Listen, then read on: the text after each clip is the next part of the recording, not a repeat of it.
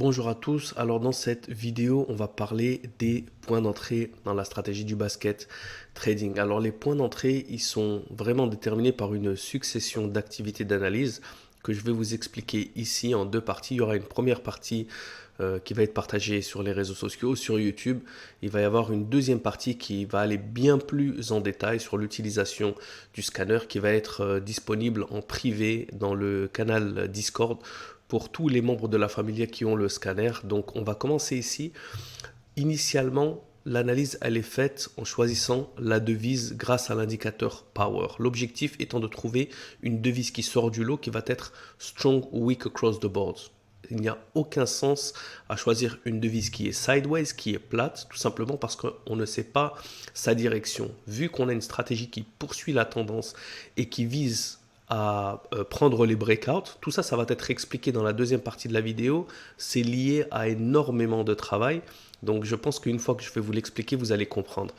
Donc une fois qu'on a choisi la bonne devise, comme par exemple ici le sterling, on va faire une confirmation avec l'indicateur matrix parce que le plus important c'est que cette devise ne soit pas forte ou faible d'un coup, qu'elle n'ait pas gagné cette force ou qu'elle n'ait pas perdu cette force ou gagné cette faiblesse très rapidement à la suite notamment d'une news ou d'un solo week-end, d'un gap. Donc on doit confirmer que c'est évolutif.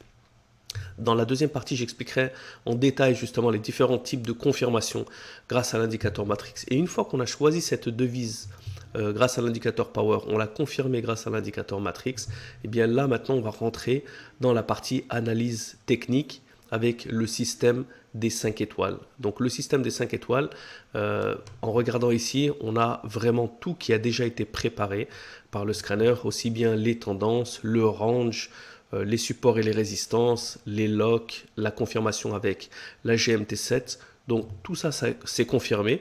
Et puis par la suite, le plus important, c'est que une fois qu'on a bien choisi notre devise, ben normalement, il devrait y avoir suffisamment de corrélation pour qu'il n'y ait pas simplement une seule opportunité, comme vous le voyez en jaune, mais au moins 3. Donc dans ce cas, par exemple, on en a 4. Lorsqu'il y en a 2, malheureusement, ce n'est pas suffisant pour vraiment l'appeler un basket trading. Donc pour qu'il puisse y avoir un petit peu une corrélation, profiter justement de cette inefficience des marchés, au minimum 3 devises sont nécessaires.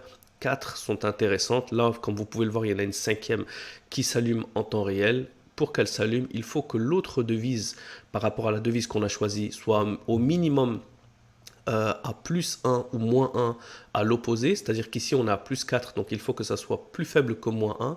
Et là, comme ça oscille entre moins 0,5 et moins 1, eh bien on a un signal qui est un petit peu fébrile. Dans ce cas, elles sont dans le même sens. Ici, le dollar est à 0, donc c'est pour cette raison qu'elle ne s'allume même pas. Et c'est un gain de temps considérable, surtout quand bien il faut faire ça absolument tous les jours et qu'on doit le faire dans toutes les devises. Je vous l'ai dit de manière, je vous le confirme, de manière manuelle, c'est au minimum, même quand on a l'habitude, c'est au minimum 30 à 45 minutes si on veut le faire correctement. Identifier les tendances, sachant qu'il peut y avoir un renversement du jour au lendemain. Vous allez le voir, le sterling, il peut passer, le lendemain, il est à moins 2, il a tout perdu ou il y a eu une grosse news. Lorsque vous avez dessiné vos tendances de la veille, vos supports et résistances, ils ne valent plus rien, il faut commencer à les redessiner. Donc c'est un gain de temps considérable, ça évite de faire des erreurs, ça évite de se fatiguer à identifier les supports, les résistances, le range. Donc tout est identifié automatiquement.